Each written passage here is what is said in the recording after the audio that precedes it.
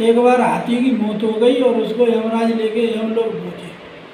यमलोक में जब हाथी को लेकर के पहुँचे तो वहाँ पर पहले की मृत आत्माएँ बहुत सी थी, तो वो उससे हाथी का हास्य करने लगी, उससे मजाक करने लगी, कहने लगी इतना विकराल शरीर लेकर के और तुमको मृतलोक में आदमी नचाता है। हाथी ने कहा कि मृतलोक में नचाता है, चलो वो तो बात सही है, नचाता है।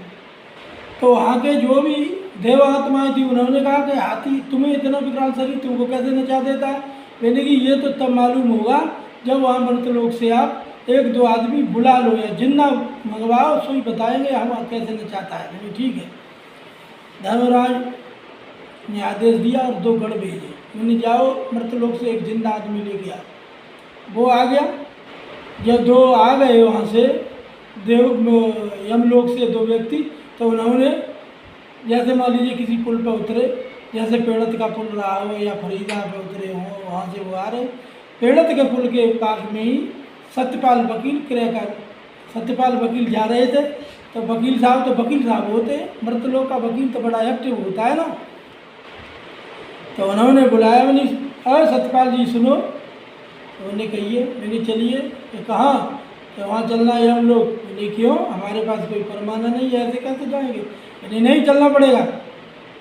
सत्यपाल वकील साहब ने कहा कि हम यदि मना करते तब भी ये नहीं मानेंगे, ले तो जाएंगे ही, लेकिन चलने से पहले कोई उपाय करना चाहिए।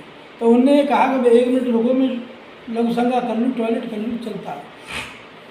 टॉयलेट के बहाने सड़क के किनारे सत्यपाल वकील साहब बैठ गए, बगल से डायरी निकाली और उस पर लिख दिया विशेषादेश। विष्णु जी के आदेश अनुसार इंद्रदेव महाराज को गद्दी से हटा करके और मृतलोक से आए व्यक्ति को पदभार ग्रहण करा दिया जाए। दबाए गए और विष्णु के फर्जी सिग्नेचर और बगल में दबा के चलिए। गढ़ लेकर के वहीं पहुँचे। जब वहाँ पहुँचे देवलोक में, तो उन्होंने जा कर के सीधे सीधे सिंहासन पर ही प्रहार कर दिया। बनने के उठो यहाँ से। क्यों? कि आदेश है विष्णु जी का। तुरंत उठना पड़ा उनको और उठ गए। सीट संभाल ली वकील साहब ने, मृतलोक के व्यक्ति ने, और देवलोक में जाकर के सीट संभाल ली। और तो वहाँ हड़कंप मच गया। उन्होंने कहा भाई ये रजिस्टर फजिस्टर कैसे?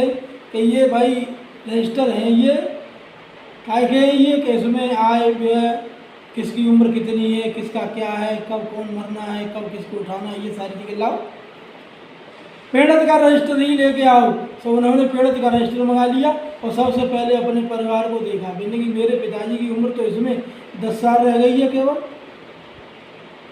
10 साल रह गई है। उन्होंने उनकी उम्र भी बढ़ा के 100 साल कर दी। मैंने कि मेरे चाचा की उम्र 3 साल बची है, तो 30 साल कर दी। कहने का मतलब सबकी उम्र में हेर फेर, पूरे गांव की उम्र में हेर फेर कर दिया। इंद्रदेव वहाँ से भागे। मैंने विष्णु भगवान से महाराज मृतलोक से आए व्यक्ति ने हलचल मचा दिया, सृष्टि का क्रम ही गड़बड़ कर दे रहा है। मैंने अच्छा कि हाँ के कैसे पदभार किसने दिया कि आपने? जी कागज वो। मैंने ये तो बड़ा कलाकार है। विष्णु जी आए, उन्होंने कहा भाई हाँ किसने बैठा लगा? महाराज आपने। हमें तो मृतलोक में ये बताया गया है कि हर चीज़ में कण कण में आपका वास है। मैंने हाँ है। महाराज हमको बुद्धि किसने दी है? आपसे ही तो मिली है कि हाँ। तो ये सोचने की शक्ति भी आपने दी थी, इसलिए मैंने वो लेटर लिखा और विशेष आदेश पारित करके इनको पदवांचित किया, पद से हटाया और मैंने गद्दी को संभाला। मैंने अब हटो यहाँ से। हटो, ठीक है महाराज, हट गए आदेश। मैंने कि ससुर इनको वहीं पहुँचा के आओ। 2 गढ़ फिर भेजे, वहाँ को पेड़त के पुल में छुड़वा दिया। उसके बाद उनसे कहा, जो वहाँ देव आत्माएँ थी उनसे कहा, मैंने कहिए अभी तो एक ही आया था, उसके मारे तो पूरे देवलोक में हलचल, विष्णु भगवान तक यहाँ आ गए। अगर वहाँ से 10 पकड़ लाते तो तुम्हें वहाँ विष्णु के पास जाने लायक नहीं छोड़ते।